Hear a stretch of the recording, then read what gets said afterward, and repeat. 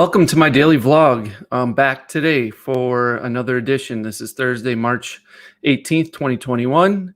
And today I'm doing another little experiment. I've got my vlog going live on Facebook Live and YouTube and in some of my Facebook groups, as well as on my TikTok account and on Instagram. I'm trying it out here too. So we're going to see how it all pans out and works.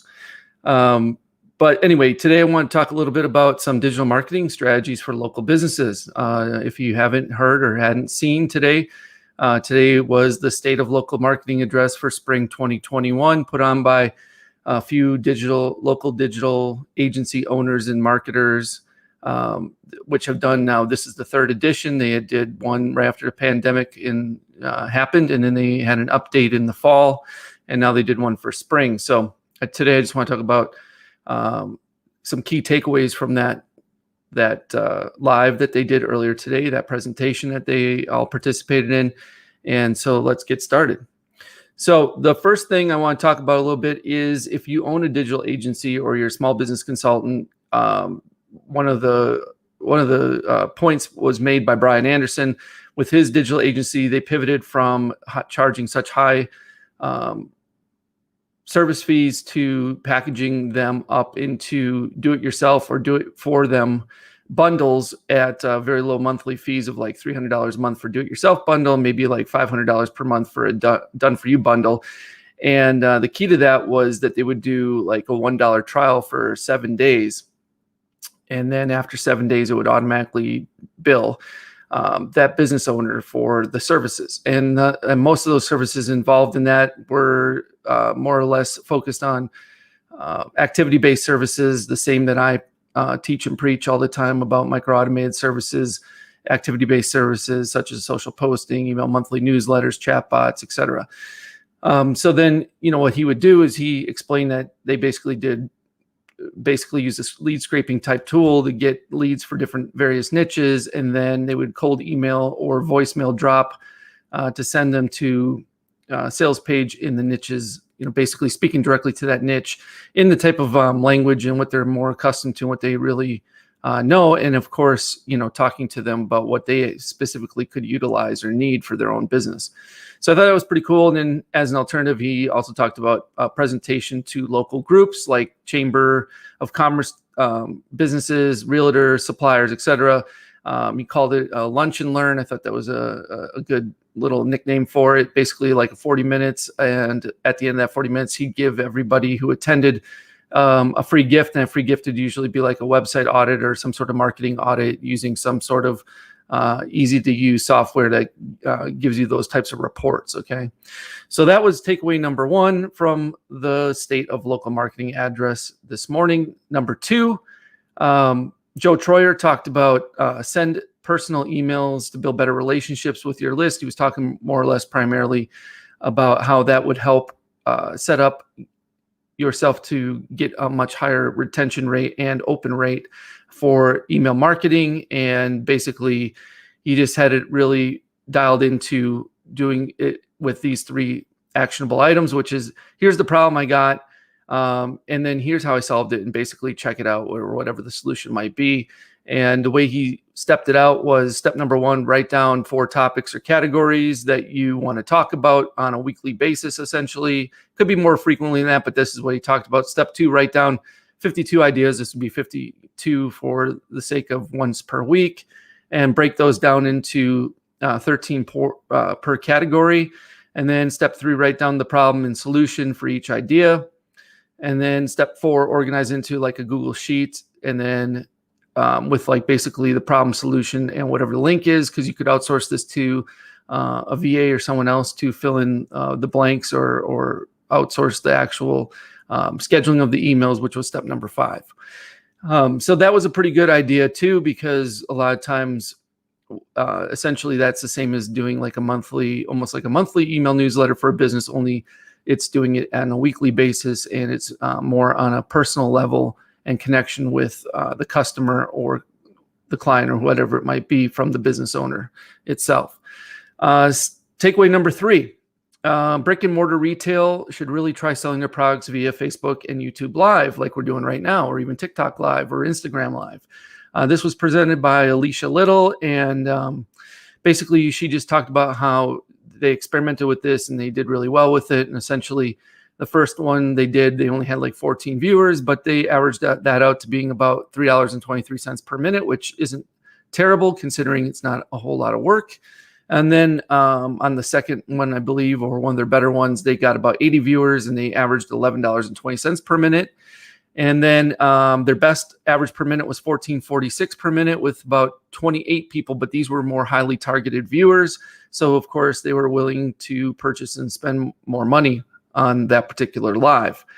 And then she talked about how she went ahead and she paid to go live in someone else's Facebook group. So whatever they were selling, which she didn't get into, they utilized someone else's Facebook group that was more highly targeted, and approached that admin about it and paid them and made an arrangement to go live in their group in order to present those products and sell them to their members.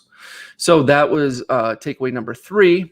And then in takeaway number 4, utilizing smart ad campaigns, as they're now statistically really beating out manual ad creation in Google. This was presented by Rob Warner. And essentially some statistics I'm just going to rehash with you from what I learned and what I got out of it was that 3% in January 2020, it was about 3% who had switched over to smart campaigns. As of February 2021, it's about 8%. And he predicts that by December 2021, it'll be about 20% of all ad campaigns will be considered smart campaigns, right? Which are using AI and keeping a lot of the manual tweaking out of the equation. Going on from that, smart bidding strategies for search. It was about 55% in January 2020, to 67% now in February 2021, and about 80% is what will be. Should be roughly 80% in December 2021. That's the prediction. And then when it comes to smart bidding strategies using video, so I'm assuming this could be more or less for YouTube ads. 51% were using smart bidding strategies in 2020 of January. In February 2021, it's now up to 82% and it's predicted to hit upwards of 95% by December 2021.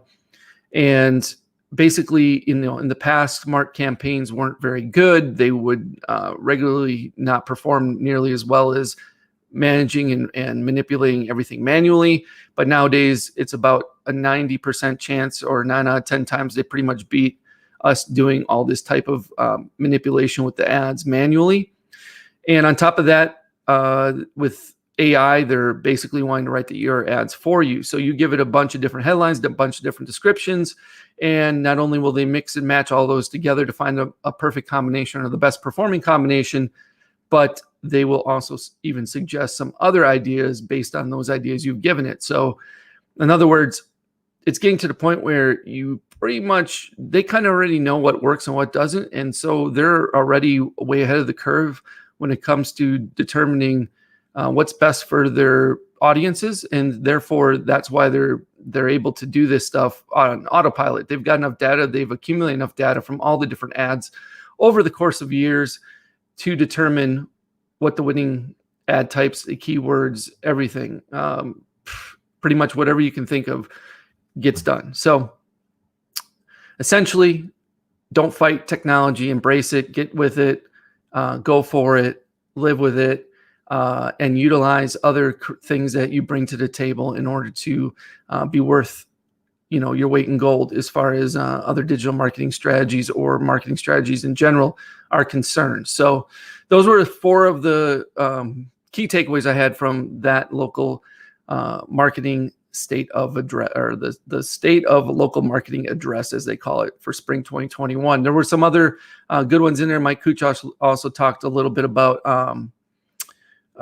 he talked about 3 things primarily: retargeting ads, building a list for local businesses, because so many local businesses do not build lists and they need to be, and for retention and reactivation. And number 3, he talked about how when businesses are coming out of this pandemic and more businesses, small businesses, are getting back to somewhat normal days, with everyone getting vaccinated and capacities going back closer to normal, to basically celebrate it as a a big thing and basically have like a grand reopening to each small business should, do what it can to draw more their local business right back in that had been sitting it out since they were more or less shut down or they were at minimal capacity, that type of thing. So that was cool. Yeah, so I think that pretty much covers it. This one was just all about some digital marketing stuff that was top of mind today for me. And I just wanted to share a lot of it with you in case you hadn't seen it yet. I'm sure if you guys out there are watching and you know any of these marketers I mentioned, you can hop on any of their Facebook pages or I think they all broadcasted it live basically on their Facebook page. So you can check that out and you can rewatch it. It's about 2 hours long, I think. It's a good watch. It's there's plenty of other golden nuggets in there. I'm sure that good things in there that you can utilize for your own business or for other businesses if you're a small business consultant or digital agency owner. So with that said, I don't have much else. I've been in the middle of watching the first 4 of the NCAA tournament, and I just got done watching Norfolk State upset, or well, not upset really. I guess it's they were 16 versus 16 for Appalachian State, but Norfolk had a big lead, and then Appalachian State actually came back, took the lead, and then they lost by missing a game-winning shot at the end. They lost by 1. So that was good. And then earlier was I forget now who it was, but it was a close game and it was a good one too. And now Michigan State and UCLA are on, and I'm sure it's approaching the end of the first half, if not the end of the first half. So I'm going to go watch the second half. Okay, so I'll be back again tomorrow with another vlog. I'm going to see what the stats look like on Instagram Live and TikTok Live. Oh, by the way, last night when I did the 2 comparisons to both my TikTok accounts, the shadow banned account and the account that's not shadow banned, the shadow banned account has 26,500 followers. The one that doesn't has about 6,000 followers because I haven't really been doing much with it lately. And the one that was shadow banned with 26,500 had about 26 viewers at one point or another. And then the one with 6,000 followers only had 5 total viewers. So it looks like lives are not being throttled, at least on that account, as far as I can tell, because statistically speaking, it kind of evened out. But maybe that is low overall. I'm not sure for that many followers. I have no idea. But we'll see what the numbers look like tonight. So I thank anyone who joined me on TikTok. Thank you for joining me on Instagram if you were there. Thank you for joining me on YouTube or Facebook Live. I really do appreciate it. And again, if you have any comments or questions, I love to help out and I love to answer them for you. So please leave me a comment and I will do my best to get back to you. And until then, have a great evening. Watch some college hoops and we'll see you tomorrow. Take care.